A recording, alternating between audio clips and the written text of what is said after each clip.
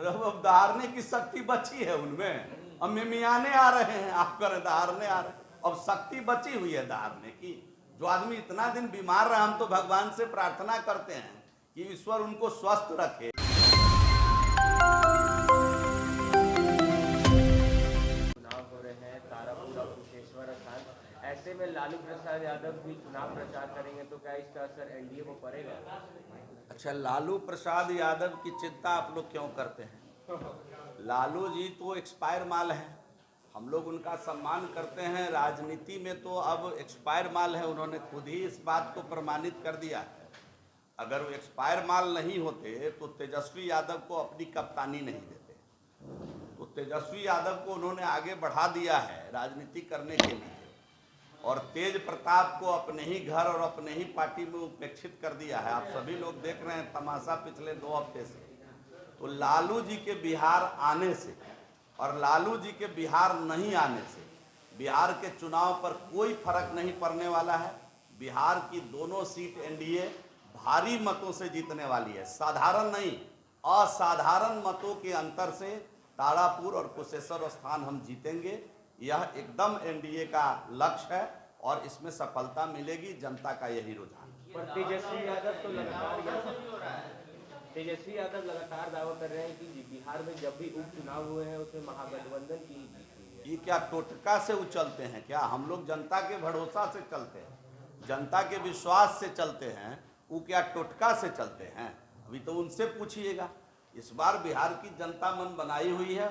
बिहार के दोनों ही जगह का, जो मैं तो होके आया कुशेश्वर स्थान, लोगों का एकदम साफ साफ मन बना हुआ है कि हम विकास के साथ जाएंगे, हम विकास के साथ ही बिहार का विकास करना चाहते हैं। और निश्चित रूप से एनडीए के साथ उन्होंने अपना मन बनाया हुआ है, इसमें किसी प्रकार की कोई किंतु परंतु नहीं है।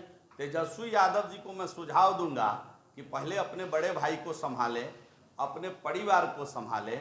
राजनीति से ज़्यादा महत्वपूर्ण परिवार होता है। उनका परिवार टूटने की स्थिति में आ गया है। राजनीति का खेल बाद में कर लेंगे, राजनीति खेलने के लिए उनके पास बहुत अवसर है। पहले परिवार संभाल ले, परिवार दोबारा नहीं मिलेगा, और परिवार ईश्वर जो देते हैं वही जीवन भर परिवार रहता है। उनका कोई सगा बड़ा भाई कोई और नहीं हो सकता है। अपने भाई को आहत करके वह राजनीति में किस मुकाम पर जाना चाहते हैं, अपनी बड़ी बहन को आहत करके वो किस प्रकार की राजनीति करना चाहते हैं, ये मेरे समझ से बाहर है। और मेरा सुझाव होगा कि पहले परिवार को संभाल ले, फिर राजनीति का खेल खेल लेंगे। अरे अब यही तो कह रहे हैं कि उनको अपना परिवार पहले संभालना चाहिए तेजस्वी यादव जी को। तेजस्वी यादव जी जो जिसको महागठबंधन कह रहे थे, जो अब लघु गठबंधन बच गया है, जो राष्ट्रीय पार्टी थी कांग्रेस, वो अलग उम्मीदवार उतार के महागठबंधन को बाय बाय कह दिया, टाटा कह दिया। और आज तो उनका बयान आया है कि हम फ्रेंडली मैच खेलने नहीं आए हैं, मतलब गठबंधन टूट गया, अब आमने सामने की लड़ाई लड़ने आए हैं। तो तेजस्वी यादव जी को कहिए कि पहले महागठबंधन जिसको कह रहे थे, जो अब लघु गठबंधन बच गया है, उसको बचाने का काम करे, अपने परिवार को बचाने का काम करे, फिर राजनीति खेल लेंगे। हम लोग हैं तैयार। तेज प्रताप को ऑफर करेंगे बीजेपी में?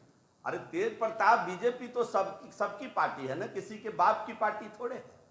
बीजेपी तो सबकी पार्टी है, सबका साथ, सबका विकास, सबका विश्वास, सबका प्रयास वाली पार्टी है। बुलाएंगे उनको तो बीजेपी में जो आएगा सबका स्वागत है। लेकिन हाँ, बीजेपी के लोग जरूर चारित्रिक रूप से एनालिसिस करते हैं लोगों का, और बीजेपी में अगर आते हैं तो सबका स्वागत है। ये तो सबकी पार्टी है, ये तो ऐसा नहीं है। बीजेपी में तो आपको क्या मालूम है कि हमारे अगले अध्यक्ष कौन होंगे, राष्ट्रीय चाहे प्रदेश का।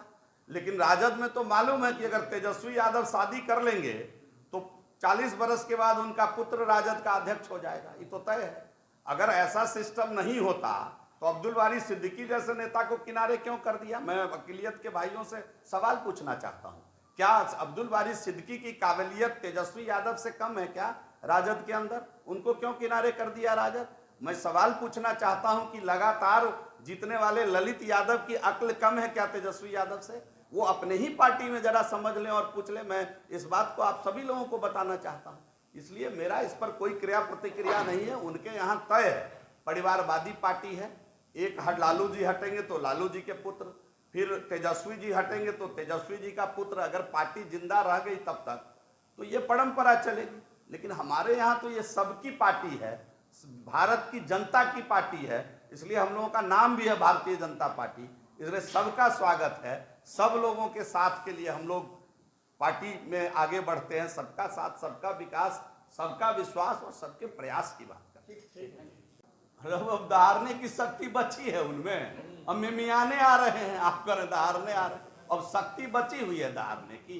जो आदमी इतना दिन बीमार रहा, हम तो भगवान से प्रार्थना करते हैं कि ईश्वर उनको स्वस्थ रखे।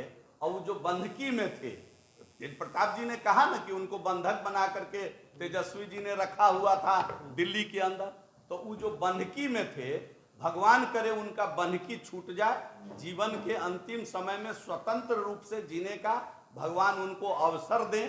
इसलिए हम तो उनके लिए भी प्रार्थना करते हैं। हम लोग तो सबका साथ, सबके विकास वाले लोग हैं, हम तो उनके लिए भी प्रार्थना कर रहे हैं कि उनका बंधकी छूट जाए और जीवन का अंतिम समय जिस बिहार में पैदा हुए हैं उस मिट्टी पर आराम से उनका बीते। लेकिन बीतने वाला है नहीं, फिर जल जाने की तैयारी हो रही है। कोई फर्क नहीं पड़ेगा क्या हम जाने? क्या फर्क पड़ेगा, जरा आप ही बताइए ना मुझे, क्या फर्क पड़ेगा? उनके रहते जब फर्क नहीं पड़ा 10 में, तो अब क्या फर्क पड़ने वाला है वो बताइए। कोई फर्क नहीं पड़ने वाला।